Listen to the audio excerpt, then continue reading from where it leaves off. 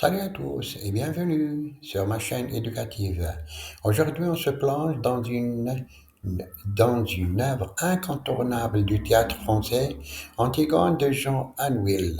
Dans cette vidéo, je vais vous présenter un extrait du prologue suivi d'une série de questions de compréhension et d'analyse parfaite pour vous entraîner à l'examen. À la fin, je vous proposerai aussi un sujet de production écrite avec une correction détaillée. Alors, restez bien jusqu'au bout.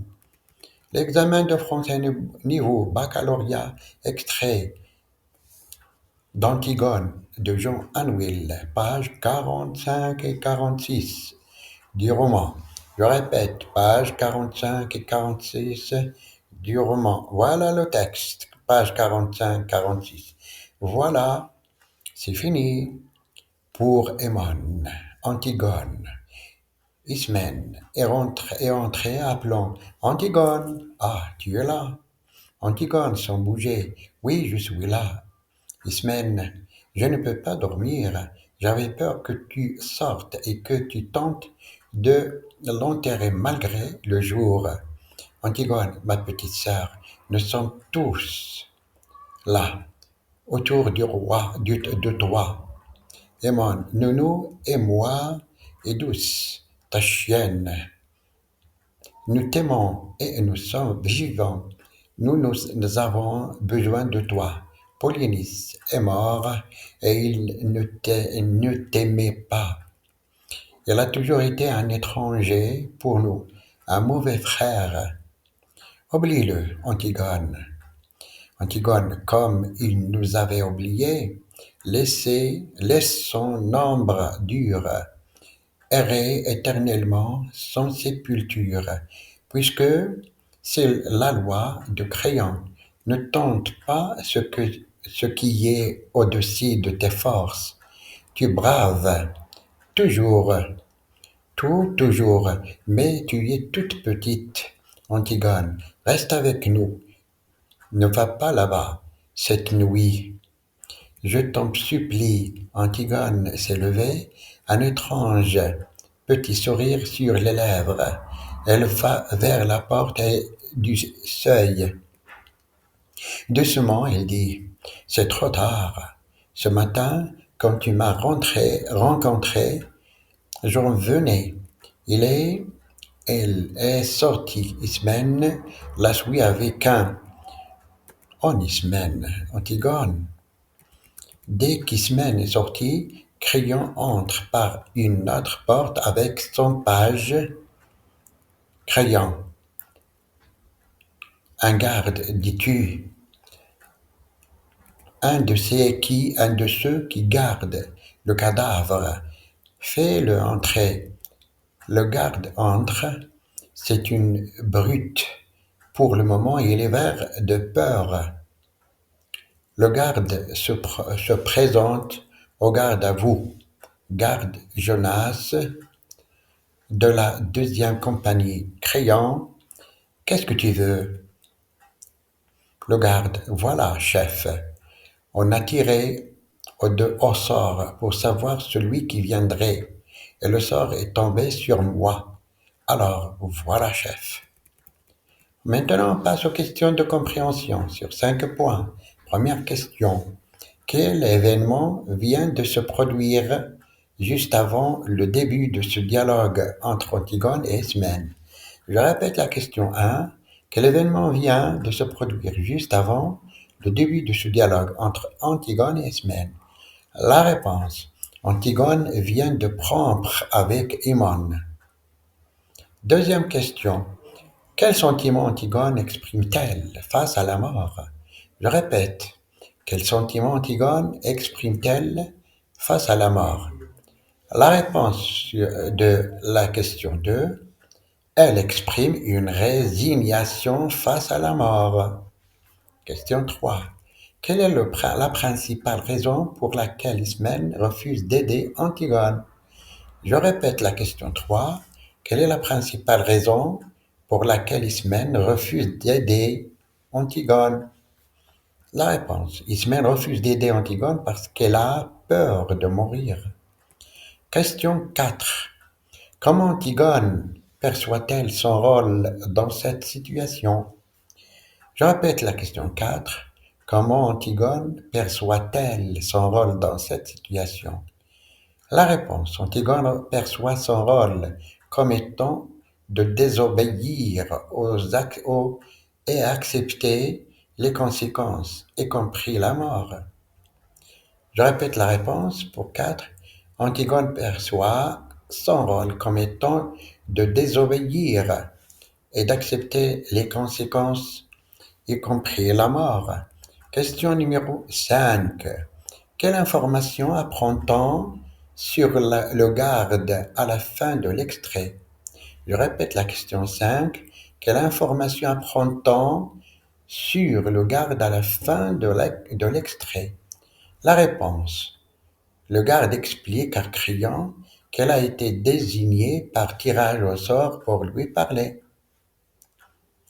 Maintenant, on passe aux questions d'analyse. D'analyse et de langue. Voilà la première question. Identifier et analyser la figure de style dans la phrase d'Antigone. À chacun son rôle.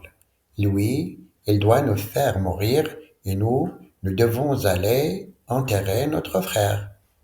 Je répète la question. Identifier et analyser la figure de style dans la phrase d'Antigone. À chacun son rôle. Lui, il doit nous faire mourir et nous devons aller enterrer notre frère. La réponse. Il s'agit d'une antithèse qui met en contraste les rôles opposés de Créon et d'Antigone, soulignant l'absurdité de la situation. La question numéro 2. Analysez le niveau de langue utilisé par Ismène et Antigone dans leur dialogue. Justifiez votre réponse avec des exemples précis. Je répète la question 2. Analysez le niveau de langue utilisé par Ismène et Antigone dans leur dialogue. Justifiez votre réponse avec deux exemples précis.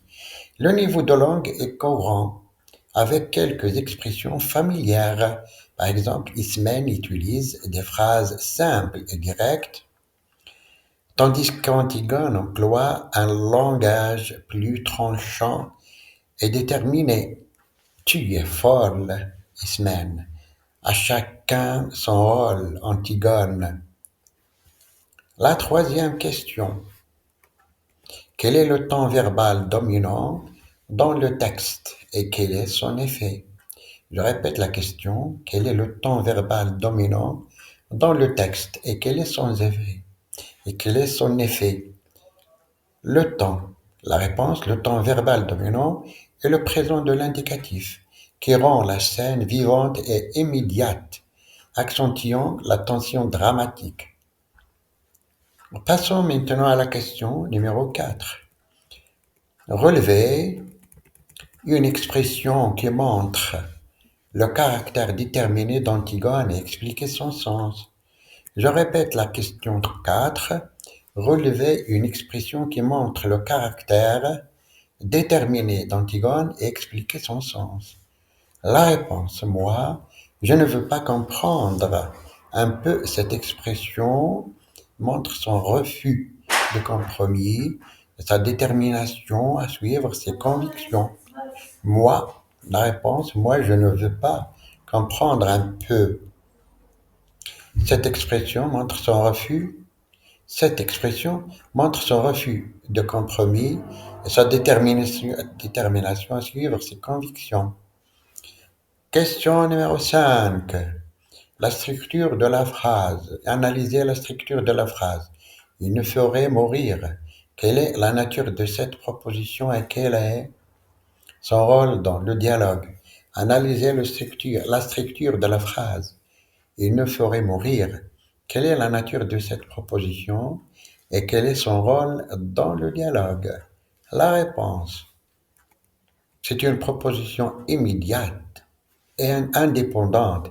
C'est une proposition indépendante et exprime la crainte d'Ismène face au pouvoir de Créon et à la punition qu'il pourrait infliger. Je répète la réponse. C'est une proposition indépendante qui exprime la crainte d'Ismène face au pouvoir de Créon et à la punition qu'il pourrait infliger. Question numéro 6. Trouvez un synonyme du mot pondéré employé par Ismène et expliquez pourquoi elle utilise ce terme pour se décrire. Question 6. Trouvez un synonyme du mot pondéré employé par Ismène et expliquez pourquoi elle utilise ce terme pour se décrire. La réponse. Un synonyme de pondéré est raisonnable. Ismène utilise ce terme pour se présenter comme étant plus réfléchi et pragmatique qu'Antigone. Question numéro 7. Identifiez le registre de la langue dans la phrase d'Antigone. La petite Antigone, la sale bête, l'entêtée, la mauvaise. Quel est l'effet produit par ce choix de vocabulaire? Je répète la question. Identifiez le registre de la langue dans la phrase d'Antigone. La petite Antigone, la sale bête, l'entêtée, la mauvaise. Quel est l'effet produit par ce choix de vocabulaire? La réponse. Le registre de langue est familier et dépréciatif. Familier et dépréciatif.